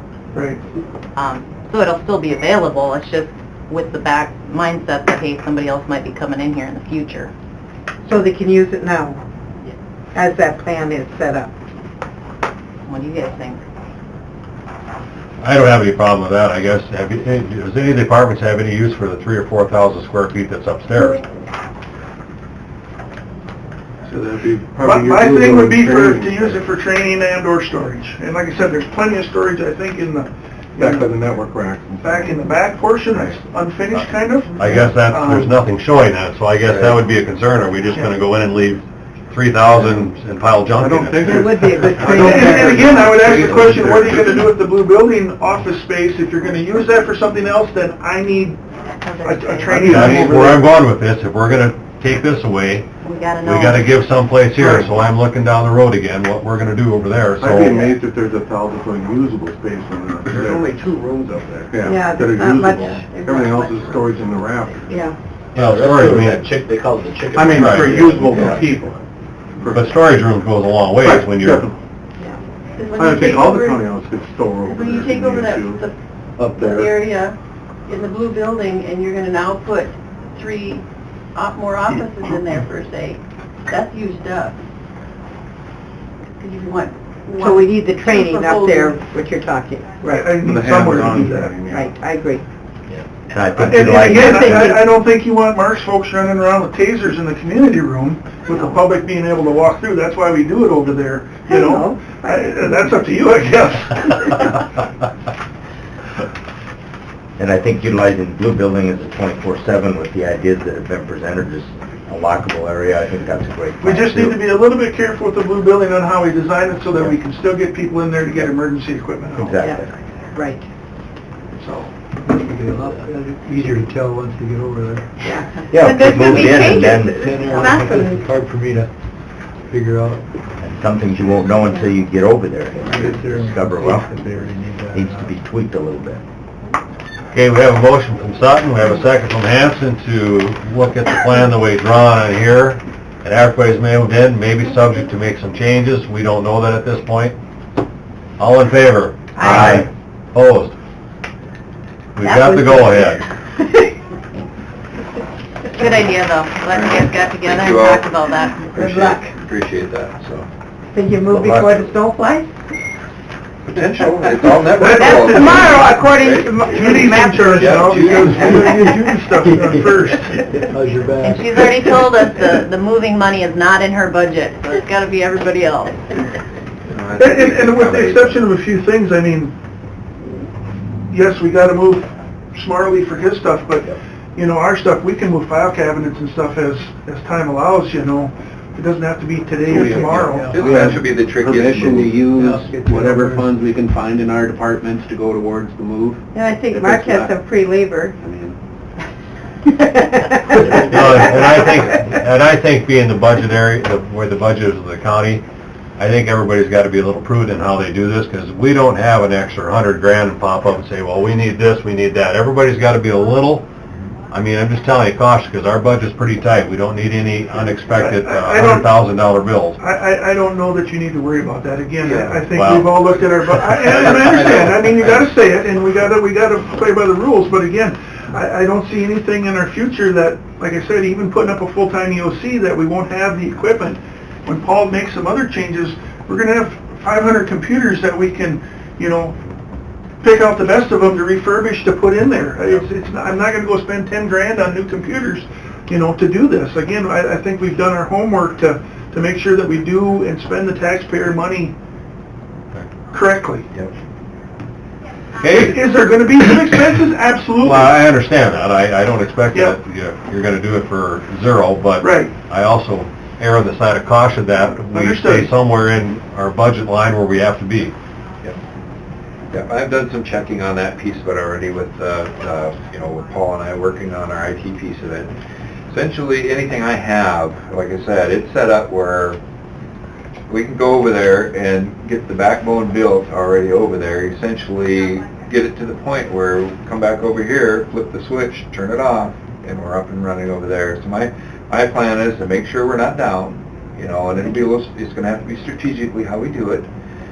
But essentially, the way the networking is set up and where things are changing down there with some of the equipment, and that's actually a piece of it that's budgeted for for 2019. It's in the budget for making that all VDI. So we'll have to kind of play that out and see how you guys best decide we do that, I suppose. But I also have where I'm sitting with my budget right now. Honestly, I don't see an issue even stepping outside of where I am right now, to be honest with you. So I think financially and I've been, I don't see an issue there. I really don't. I think we can make this move and really be pretty cost effective in it. One of the other things we do have to kind of plan for now is, there was talk about the generator, what was going to happen with that. Well, we know we have to have it enforced now with 911 there. There was a talk whether it was propane or natural gas, I guess. It's got nothing right now because it's unhooked from the propane. Okay. I did check, I just got that call back this morning. I actually had Northwestern Energy come and look. We'll have to put a bigger meter in. It's not going to cost that much because they feel that we'll be using more gas. So kind of like, if we're lucky, it's a couple $100. Get it switched over to natural gas, you mean? Right. That's the way to And go. then the Butler just called me back and they figured it was going to be like about $2,500 to change out the stuff. Can't believe it's All over the- propane. Yeah. Makes sense. Yeah. All the components need to get that ready for. That was the only other thing that I wanted to make sure that we were looking at it. We have to put 911, we have to have a generator up and running and... Yep. Okay, I think we resolved that issue. I'm not for sure, but I think it's resolved. Thank you. All right. There's always next week. That'll be out. Thank you, everyone.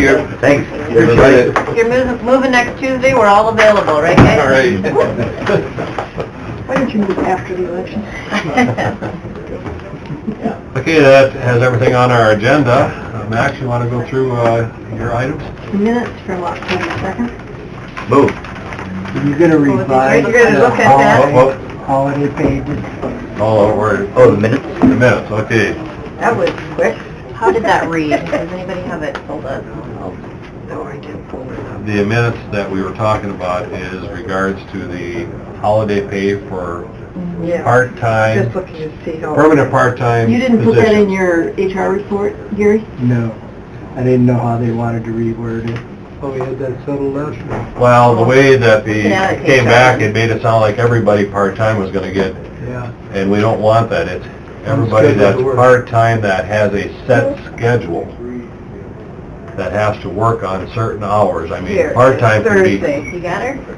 Yeah. I wanted that clarified. That's why I sent it out and put it important, and I heard back from one. Yeah, I know. Didn't know what to say. Okay, move to to amend the proposal to read, employees working 10 hours and less receive 2 hours holiday pay, and employees working more than 10 hours but less than 40 receive 4 hours holiday pay when holiday work.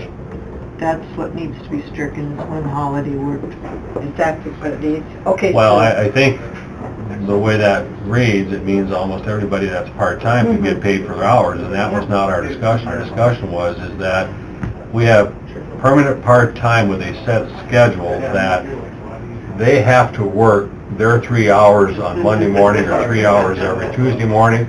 Some of your part-time people float. I mean, they're not a permanent part-time employee.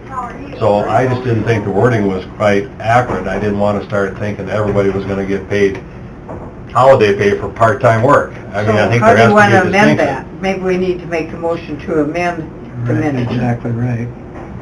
If you strike those last 3 words and put if for or somehow all employees on a set schedule, Instead of when holiday work?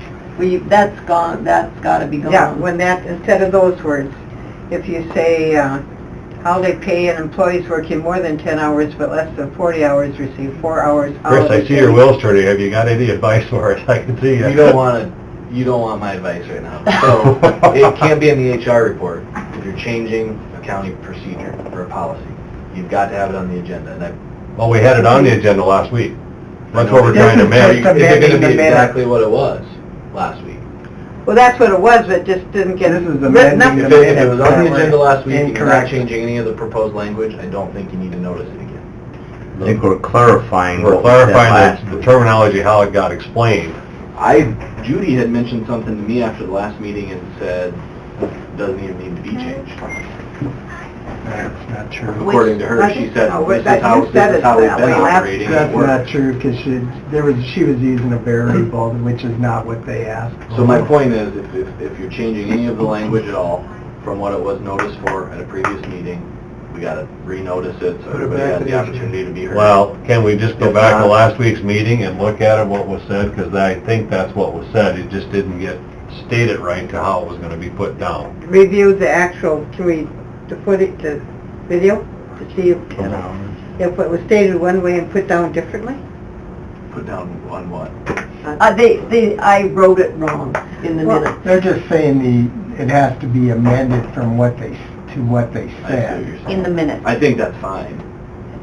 But make sure we get it all down exactly right. Is it for this, I mean, does it need to be done this week because of the holiday? For the pay period? Last week Yeah. it did. That's why we did it Well- Did we last already week. miss it? Oh, so it went into effect? Yes, Yeah, then I think you're fine. but I'm We just need looking to for, amend how the minutes are written. That's fine, I would just do it that way then. Okay. Okay. So we have to just figure out how we had said it. so I would suggest we go back to last week's meeting and we look what we voted on and As long as you know you voted on, it's supposed to be the way that you're writing it now, I would just make It's a those motion to last amend 3 the minutes. words that is throwing it off. When holiday worked, is that what we Yes. need to delete Yes. to make it work? Do you have to put on there when working is set on a set schedule? So working on a set schedule, you have to have that in there? To read, employees working 10 hours and less receive 2 hours holiday pay. Well, tell me this, Employees last working week more when you than- voted on it, was there proposed language? No, there was nothing written. You discussed that during the meeting? yes. Did you say something about we need to put in the word regularly working? With the Or set schedule? if, Permanent part-time with a set schedule. Because we have a lot of part-time people that don't have a set schedule, and I believe that's what we talked And they about shouldn't last get week, it. Tuesday. No, they should not, because that's not what we Who were... works without a set, Well, like, other than landfill? 24/7. Why don't we have some proposed language put together? If there's other variations that somebody else proposes, everybody can show up next week when it's properly noticed and have the 2 proposals, and you can make a motion and vote on one or the other, or to make discussion and join the 2, but I mean, that's the cleanest way to do it. You want to listen to what So he said? approve the Okay. minutes today with the amendment of rescinding that whole motion. Well, it sounds to me like everybody's still discussing exactly what the terms need to be, or the how Well, it needs I to be. believe that's what was discussed. You got it, Gary? It doesn't have to be done today. There's a holiday in this pay period, but that isn't paid for 2 weeks. So we can handle it next week, we can come up with Right. the exact Citizens verbiage. can talk about it. So the cleanest way is to make a motion to amend it and take it out? Take the whole motion out and start over. Put it on Okay. next Tuesday. Can they I do would that, move- Chris? If it doesn't matter, if it's done today, I would put it on the agenda for next week. Have Gary have exactly the proposed policy language written. Get it out to all the commissioners, so if you want to make changes, you can make changes, so when we show up, you're voting on one proposed language, and everybody agrees. Right. So your But amendment for is today, What do we we do about need the to minutes amend the today? minutes to rescind that motion. That'd be The good. employee So I made a motion to approve the minutes with the policy, employee policy manual paragraph deleted. How's that? Second. Okay, we have a motion by Sutton, second by Hanson, to approve the general minute meetings from October 2nd, with the exception of the employee Policy manual change. All in favor? Aye. Opposed? Motion carries. How many years have we been working on this one? I don't know. You tell us, you better hear the longest. 83 days left. Lots. Every time it comes up. And we're And not will done. again and again and again. Okay, claims. Move 'em. Second. Moved by Fishback, second by Sutton, to approve claims. All in favor? Aye. HR report.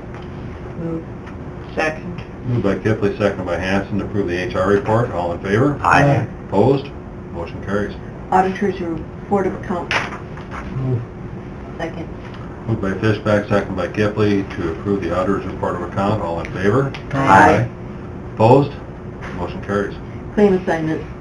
Move. Second. Moved by Sutton, second by Fishback, to approve the claim assignment. All in favor? Aye. Opposed? Motion carries. Quarterly interest statement. Second. Moved by Kipling, second by Hanson, to approve the quarterly interest statement. All in favor? Aye. Opposed? Motion carries. There's contract for work on the landfill cell 3 by Northern Electric. There's an agreement, contract agreement. Are they putting lights up by the new cell? What are they doing? I'm not sure what they were doing. They have to have electricity for their leachate system too, for the pumping station. I'll move it. Second. Moved by Hanson, second by Sutton, to authorize the chair to sign the contract for Northern Electric for landfill cell 3. All in favor? Aye. Opposed? Motion carries. And also there's an agreement with American Engineering Testing Inc. For the landfill cell 3 for testing. Second. Moved by Kipling, second by Fishback, to sign the agreement with American Engineering Testing for land cell 3. All in favor? Aye. Opposed? Motion carries. Okay, and you need a motion to approve the 5-year plan as presented by Dirk. Move. Second. Moved by Fishback, second by Kipling, to approve the 5-year plan presented by Highway Superintendent Dirk Rogers. All in favor? Aye. Opposed? Motion carries. That's all I have. Gary? The only other question I had was, you had gotten a note about the meal reimbursements. Ram's saying that they don't feel like we should be collecting tax on that, and that per our policy and the way we've always did it, we are, so. Did we I check with know. the IRS? They were gone. Oh. Their office is closed from Thursday through till tomorrow Okay. for some reason. I think we need to check. It's the see what- difference between an accountable and non-accountable plan.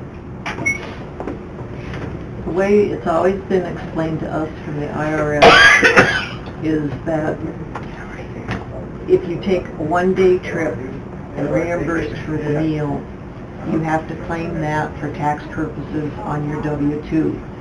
If it's an overnight trip, you do not.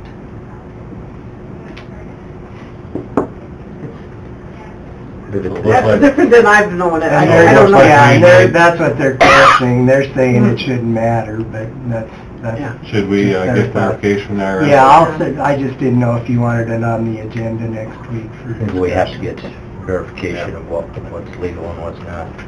Yeah, So- there's so many different plans. I'll put it on. Yeah, because they probably did it for all I had. based on- Chris? There was an arrest made in the assault out at the fairgrounds, I understood? I don't know if an arrest has been made, a warrant has been issued. Okay. I misunderstood that. I knew there was something going on with it. Right. That was as of Friday, I haven't followed up. Anything else to come before the commission?